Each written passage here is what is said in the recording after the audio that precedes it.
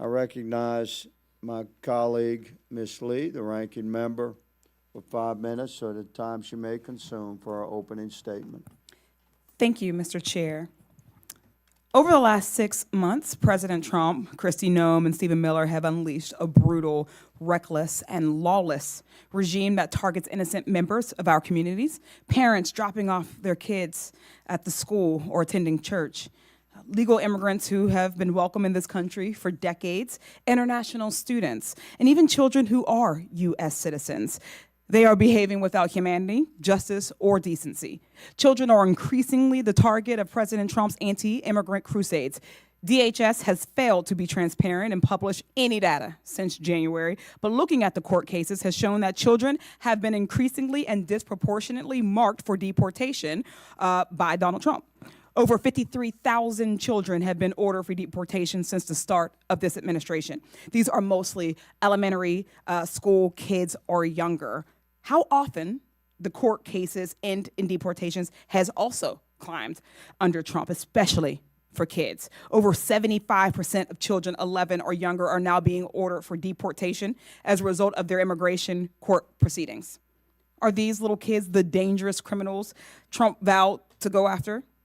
President Trump is also kidnapping and illegally removing U.S. citizens, including multiple children with cancer.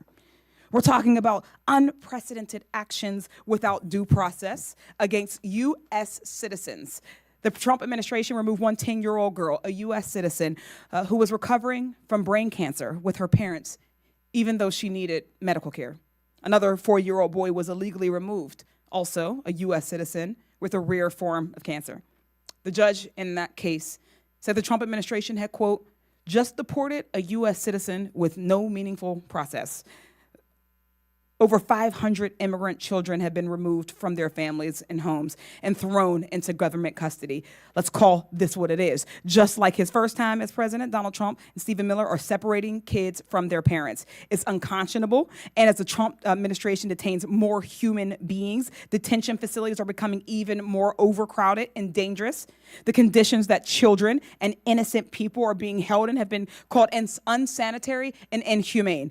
The government has some bare minimum standards in place for children in government custody, but Trump has attempted to roll those protections back or simply violated them, all while denying members of Congress their lawful ability to conduct oversight at these facilities. Republicans are complicit in this.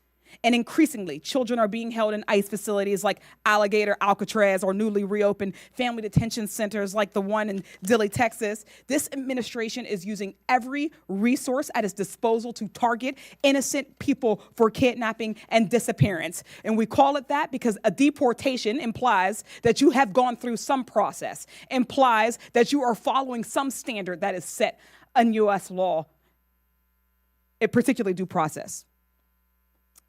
We know that this administration is even using data collected to identify sponsors for unaccompanied children to target those same sponsors, often the parents or other family members, for deportation, putting the very people who are able to help these kids who are in danger.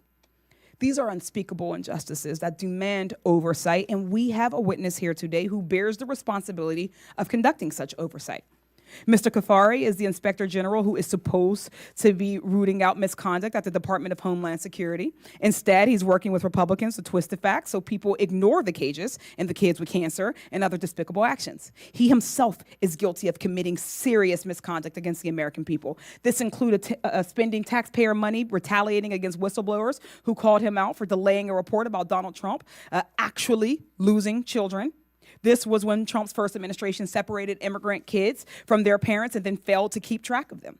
As many as 1,360 of those kids were never reunited with their parents. Inspector General Kafari has made clear that he is interested in protecting Donald Trump, not lost children, and that he has no problem lying to Congress to further his goals. On this issue, he has absolutely zero credibility. So when the Trump administration creates a culture of terror in which children are afraid to go to school or children are afraid to speak to authorities for fear that they or someone they love will be snatched and deported, children suffer. These policies leave children at greater risk of trafficking and exploitation. I expect my Republican colleagues to care about this because their constituents certainly care about child sex trafficking, whether it's through the immigration system, like this hearing alleges, or by a U.S. citizen facilitating other powerful U.S. citizens. It's time for them to prove it. Right now, Speaker Johnson is helping Donald Trump block the release of all the files relating to child sex trafficker Jeffrey Epstein. If you want to take a stand against child trafficking, let's do it together. When powerful people exploit children, they must be held accountable for their actions. And if they try to mislead the public and hide evidence, we can't let them get away with it. So we can't allow individuals, especially those at the highest level of our government, to protect child sex traffickers. So today, that's why I will be offering a motion to subpoena the Department of Justice to release the Epstein files. Numerous members of this committee and this subcommittee have called for answers and transparency. So let's do something about it. Rep. Biggs has said, we want to get to the bottom of it. Rep. Mesa stated, I believe we need answers on Epstein. If 1,000 kids were trafficked, how is there only one accomplice? Rep. Perry has written to Pam Bondi on Epstein saying, the American people deserve answers and justice, particularly in matters involving grave allegations of criminality and misconduct by influential figures.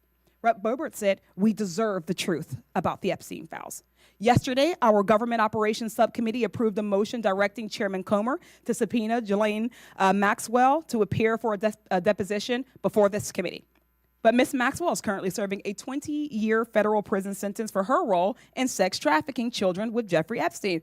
She could have a motivation to protect powerful people to get a lighter sentence. We need the actual Epstein files to get the full truth. So I hope my Republican colleagues will join me in supporting a motion to subpoena the Department of Justice to release the Epstein files. With that, pursuant to Clause 2K6 of House Rule 11, I move that the subcommittee issue a subpoena to the Department of Justice for the full, complete, unredacted Epstein files to be delivered concurrently to the majority and minority of the Subcommittee on Federal Law Enforcement of the Committee of the Oversight and Government Reform. The ranking member has introduced a motion. The committee will hold this motion in abeyance until the end of today's hearing.